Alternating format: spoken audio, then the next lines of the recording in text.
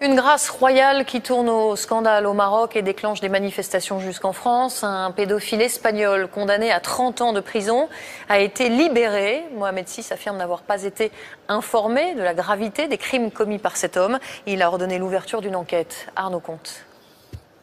Daniel Galban Fina a violé 11 enfants âgés de 4 à 15 ans.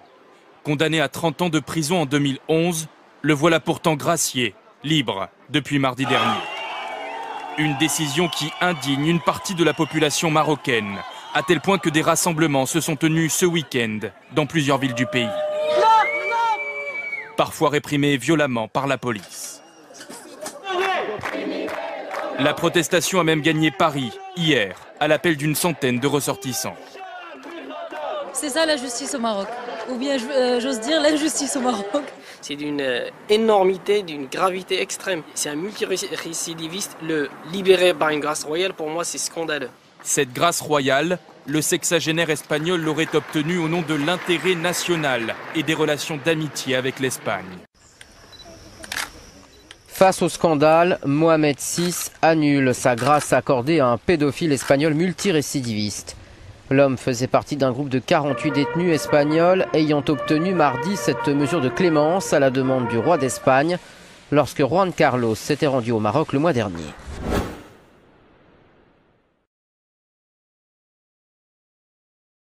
Oui, alors là, on peut à la fois se réjouir que grâce au travail qu'on fait, ce travail de la dissidence qui lutte contre le sionisme au sens bien compris du terme, au sens de la liste antisioniste, contre la pédophilie, contre le nouvel ordre mondial, contre l'oligarchie bancaire prédatrice, etc., etc. Grâce à ce travail qu'on fait de réinformation Internet, on arrive à, je dirais, à percer la chape de silence des médias officiels et soumis, représentés par Aziza et tous ces collabos du système, et les gens prennent conscience de la violence et du danger de la pédophilie de réseau.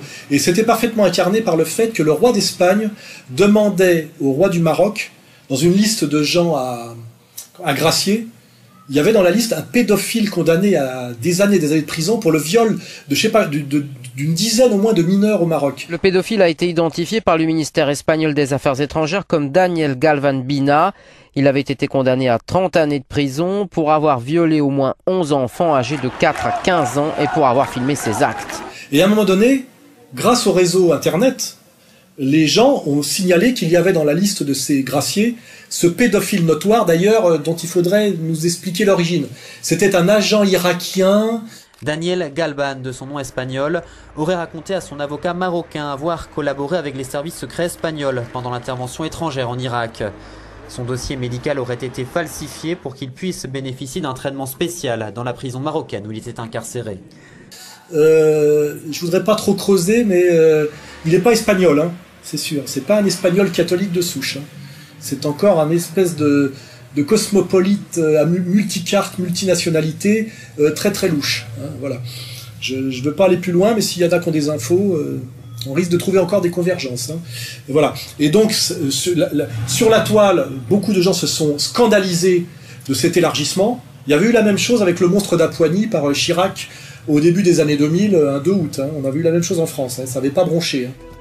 Huguette et Michaela avaient elles aussi disparu, victimes d'un terrible réseau sadomasochiste, celui de Claude Dunant. En 1984, Claude Dunant, tour à tour livreur, veilleur de nuit et musicien, organise son réseau sadomasochiste dans la banlieue d'Auxerre. J'étais enchaînée à un tuyau, sur la pointe des pieds. Il me fouettait avec un fouet, avec des câbles électriques. Il m'a percé les lèvres matrices supérieures avec des aiguilles à tricoter pour mettre des anneaux de rideaux. J'ai eu la poitrine de percer aussi par des aiguilles à tricoter. J'ai eu le droit à des brûlures. C'est un vrai commerce qu'organise Claude Dunant. Il fait passer une annonce dans un journal spécialisé lyonnais. Claude Dunant y convie ses clients à devenir eux aussi des tortionnaires, moyennant de fortes sommes d'argent. Il m'avait fait apprendre un texte par cœur, où il y avait marqué les tarifs. Brûlure de cigarette, 300 francs. Brûlure au chalumeau, 1500 francs. Passer toute la nuit avec moi pour me torturer, 5000 francs. Oui, c'est sûr qu'il s'est fait du fric sur mon dos, ouais, pas de problème. Hein. un type qui avait été condamné à 24 ans de prison pour torture, crimes aggravés, sexuels, etc., avait été élargi par, à ce moment-là, à l'époque c'était par, c'était pas Arpaillange, je crois.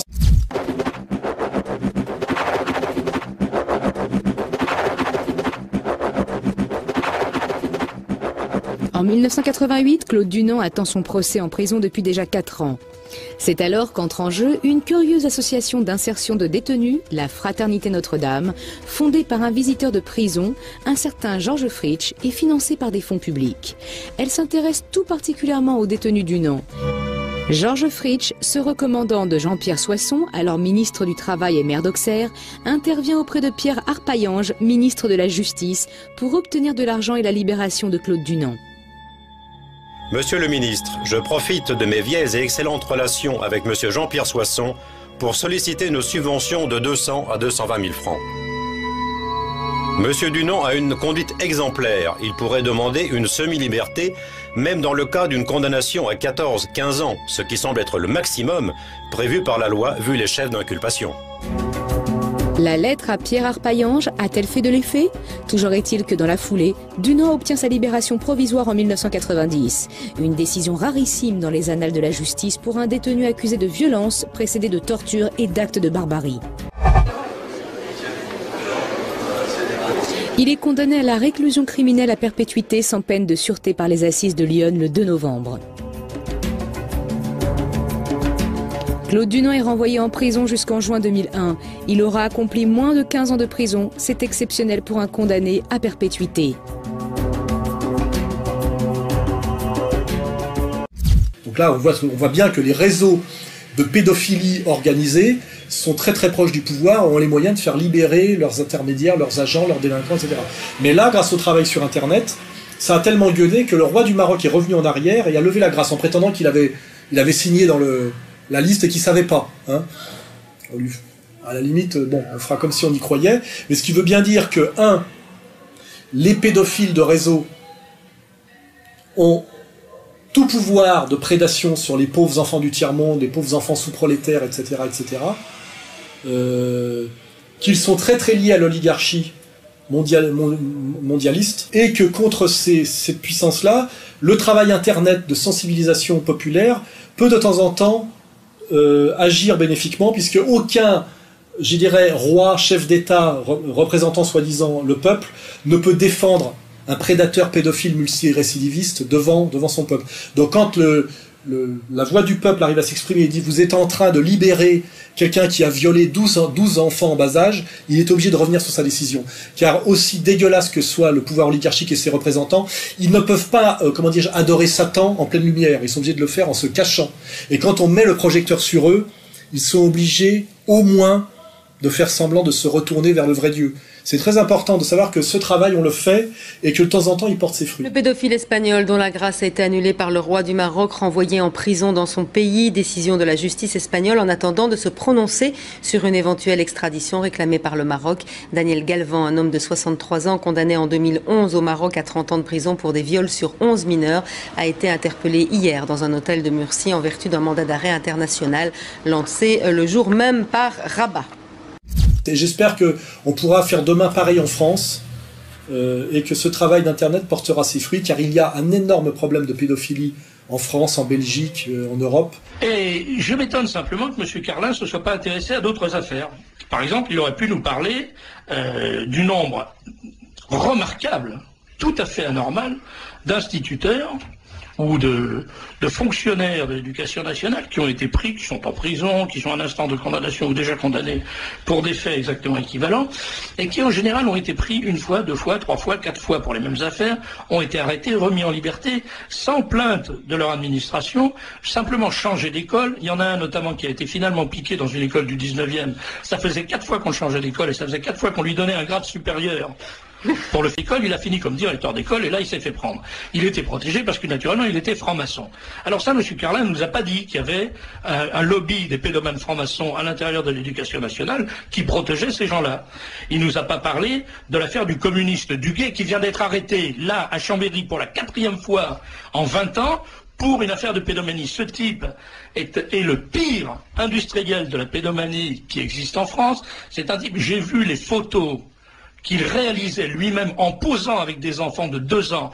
J'ai été physiquement malade. C'est tellement répugnant. Ce type est arrêté systématiquement. Il est mis en prison pour 2 ans. Il est remis en liberté. Il déménage et il recommence. Il avait commencé à Saint-Ouen. Il est parti ensuite à Bordeaux. Puis il est parti dans le Midi et il vient de se faire reprendre à Chambéry ou à Annecy, je ne sais plus exactement. À chaque fois, c'est la même chose. Il est à la tête du plus grand réseau de pédomanes d'Europe. Il fabrique des milliers et des milliers et des milliers de photos. Ces photos sont quelque chose d'absolument épouvantable. Vous n'avez pas idée de ce que c'est. Ce type mérite une balle dans la tête. Il mérite d'être exécuté. Et il continue, il est relâché. Pourquoi? Ce problème est très lié aux élites oligarchiques décadentes, satanistes, qui sont au pouvoir chez nous. Hein. Et je ne vais pas citer de nom, mais vous savez très bien de qui je veux parler, hein, de la vilaine Lulu et de tout ça. Et il est très important que le peuple, comment dirais-je, les montre du doigt au pouvoir, car le pouvoir, face à une colère populaire, est obligé à un moment donné d'exercer la justice. Parce que on a beau aller très très loin dans la pensée libertaire, on ne peut pas aller jusqu'à l'habilitation du viol d'enfants. Là, il y a une barrière infranchissable, qui est la même barrière que l'interdit de l'inceste. C'est une barrière anthropologique infranchissable. Et même cette barrière, une ordure comme Cohn-Bendit est en train de se la prendre dans la gueule, puisqu'il se vantait, à l'époque où c'était la mode, à l'ultra-gauche, hein, de se faire tripoter la bite par des petites filles, et que ça lui servait à ça, finalement, d'animer des crèches en Allemagne, qui disent pas que c'était juste de la provocation, il le revendiquait lui-même, et on sait aujourd'hui, par un travail de journalisme en Allemagne, que les Verts allemands étaient très très impliqués dans la lutte, comment dirais-je, pour la légalisation de la pédophilie, et très infiltrés par des réseaux de pédophilie d'extrême gauche. Les Verts allemands face aux pages les plus sombres de leur passé. À quelques mois d'élections nationales, le mouvement écologiste fait le grand ménage sur la question de la pédophilie. Dans ses archives du parti, des documents qui rappellent que certains membres des Verts, dans les années 80, voulaient légaliser la pédophilie. Они пытались использовать зеленых в качестве трибуны, чтобы протолкнуть свои интересы. Партия чувствовала себя в западне и не знала, как решить проблему и никого при этом не дискриминировать. Вероятно, чтобы никого не обидеть, в 80-е годы «Зеленые», как выяснилось, напрямую финансировали Федеральную ассоциацию геев, транссексуалов и педофилов, которая требовала узаконить секс с несовершеннолетними. Сейчас это называют всего лишь нелепой ошибкой. Тем не менее, в 1984 году Ассоциация геев, транссексуалов и педофилов официально вошла в один из комитетов фракции «Зеленых» в Бундестаге, то есть могла оказывать прямое влияние на политический курс партии и работу парламента. И дискуссии с подачи «Зеленых» о легализации секса с детьми не прекращались. Il faut oublier que la pédophilie d'ultra-gauche s'est faite par la pensée libertaire intégrale. Hein. Je connais très bien le sujet. En France, ça s'est beaucoup pratiqué à la fac de Vincennes. Et le grand théoricien de cette libéralisation intégrale de la pédophilie, pour ne pas dire la pédocriminalité, était René Scherrer. Hein. Voilà, qui d'ailleurs n'a jamais fait un jour de prison. Et ce qui est étonnant, avec des pétitions relayées par le journal Libération, etc., etc. Voilà ce qu'on lit dans le terrorisme intellectuel, le livre de monsieur Sevilla, pardon, le terrorisme merci monsieur Poncard, le terrorisme intellectuel de 45 à nos jours. On lit ça. En 1970, le topless apparaît sur les plages de Saint-Tropez. Sex and Son chante Serge Gainsbourg. En 71 est créé le Front homosexuel d'action révolutionnaire. 2 points, ouvrez les guillemets. Nous nous sommes fait enculer par les Arabes, nous en sommes fiers et nous recommencerons. Point, fermez les guillemets. C'est paru dans le Tout, avril 71. En 1975, les mineurs US accèdent librement aux contraceptifs désormais remboursés par la sécurité sociale. En 1977, 3 inculpés pour attentat à la pudeur sans violence sur des mineurs de 15 ans se retrouvent depuis 3 ans en préventive.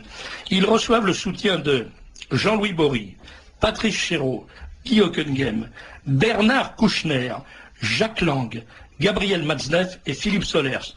2 points, ouvrez les guillemets, 3 ans de prison pour des caresses et un baiser, ça suffit.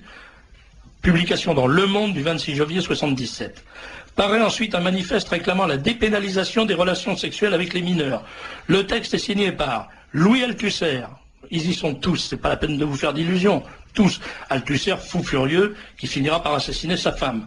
Louis Althusser, Roland Barthès, Simone de Beauvoir, lesbienne tordue, Jean-Louis Bory, homosexuel notoire, Patrice Chéreau, Jacques Derrida, qui aujourd'hui donne des leçons d'antiracisme à longueur de journée dans le monde, Françoise Dolto, alors vous voyez à qui vous confiez vos enfants, Patrice Chéreau, je l'ai dit, Gabriel Matzneff, Jean-Paul Sartre et Philippe Soler. Philippe Soler, la lumière de l'intellectualisme français actuel. Voilà comment se met en route, comment se met en place un système de viol des consciences et de normalisation des pires abjections, avec le secours des intellectuels.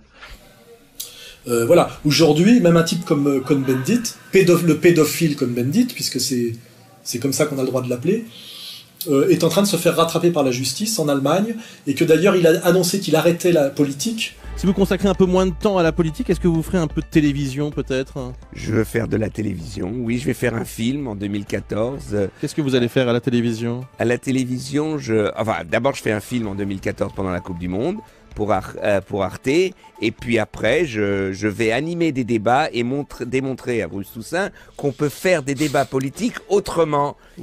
Pour se passer à l'animation télévisuelle, j'espère qu'on va aller s'occuper de lui aussi sur ce terrain-là demain, c'est parce que ça commence à bien faire la domination communautaire de la clique à Aziza sur les médias. Il va falloir à un moment donné parler de quotas.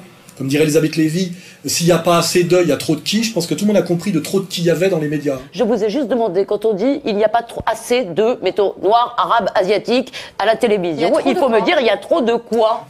Tout le monde a compris aujourd'hui en France, c'est bon. Et il va falloir effectivement, puisque dans une logique de quotas généralisée, il va falloir, moi je pense, faire du quota. Je suis pour les quotas aujourd'hui. Ça remettrait des Français.